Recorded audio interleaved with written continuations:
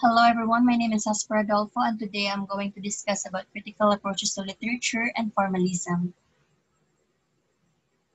What do we mean by critical approaches? Critical approaches, sometimes called lenses, are different perspectives we can consider when looking at a piece or several pieces in literature. Their purpose is to help us answer the following questions. First, what do we read? Second, why do we read? And third, how do we read? Critical approaches also helps us to interpret and understand literary works. Here are the important critical approaches: formalist criticism, biographical criticism, methodological criticism, new historicist criticism, psychological or psychoanalytic criticism, deconstructionist criticism, reader response criticism, sociological criticism wherein we have Marxist criticism and feminist criticism, gender criticism, and post-colonial criticism. The different critical approaches of literature provide us with lenses which ultimately reveal important aspects of the literary work. What is literary theory? According to Beckson and Gans, literary criticism is the evaluation of literary works. This includes the classification by genre, analysis of structure, and judgment of value. So literary criticism is the method used to interpret any given work of literature. In other words, literary criticism helps us to understand what is important about a text, such as its structure, its context, be it social, economic, or historical, what is written in the text, and how the text manipulates the reader. Therefore, literary criticism helps us to understand the relationship between authors, readers, and text. Literary theory is the study of the principles which inform how critics make sense of literary works. One might say the tools by which we attempt to understand literature. By literary theory, we refer not to the meaning of a work of literature, but to theories that reveal what literature can mean. It is literary theory that formulates the relationship between author and work. Literary theory develops the significance of race, class, and gender for literary study, both from the standpoint of the biography of the author and an analysis of their thematic presence within texts. Purpose of studying literary theory. One of the views is likely to affirm your perspective and speak to what you see in the literature you are studying.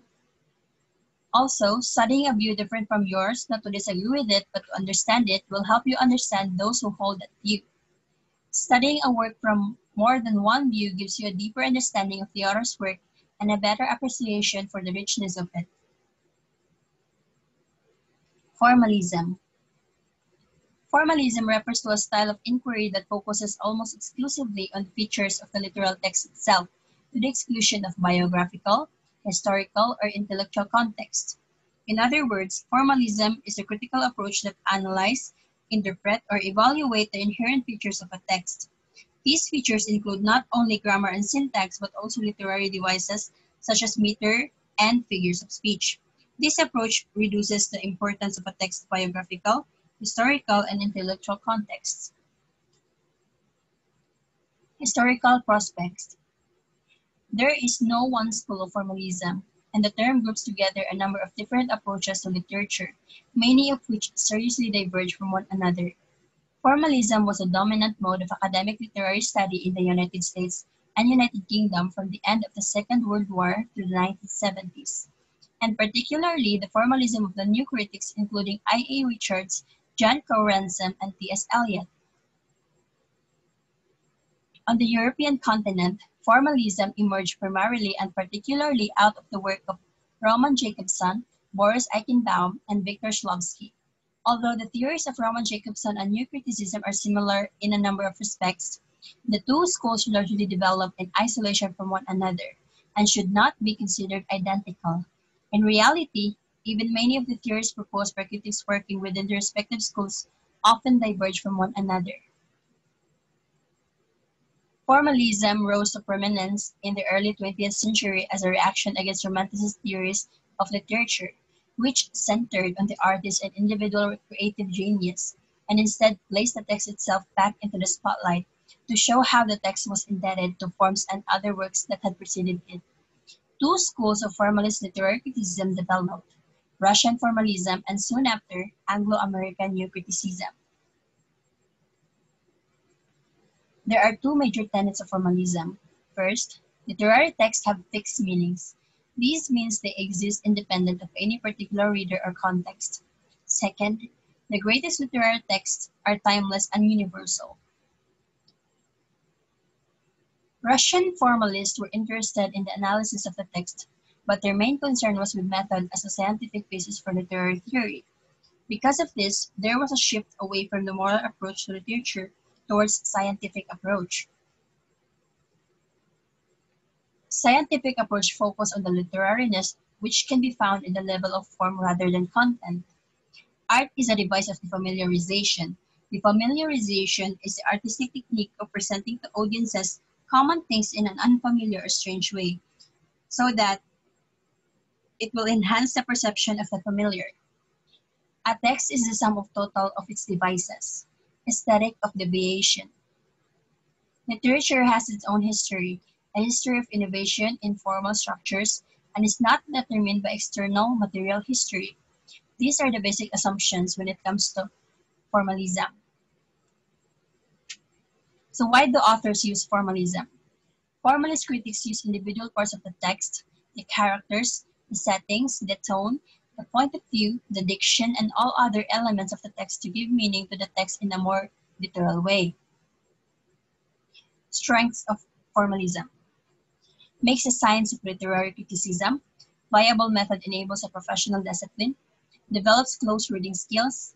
Basis for other language-centered theories. Great for analyzing poetry. Well-known approach and readily applied informally. Weaknesses of formalism. It is seen as incomplete now because it ignores historical aspects, moral aspects, production reception, psychological aspects, and gender aspects. Not applied easily to long forms, similarity of conclusions, and criticism always inferior to the object it studies.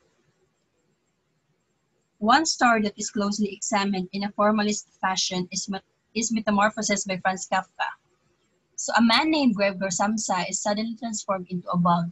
His abrupt and unexplained transformation is juxtaposed with a lot of really mundane day-to-day details. From a close reading, one can get a glimpse of the loneliness that Gregor feels on a daily basis, and the transformation could be a literal manifestation of Gregor's alienation from society. Another literary work that can be closely examined is The Translations from the Natural World by Les Murray. In this poetry book, Murray makes birds, cows, bats, and other figures of the animal kingdom talk. The structure, language, and literary devices presented in each poem provide a unique way in which Murray can express a different emotion. By closely analyzing the text, one can appreciate the artistry of his words while also understanding the importance of viewing life through a different lens.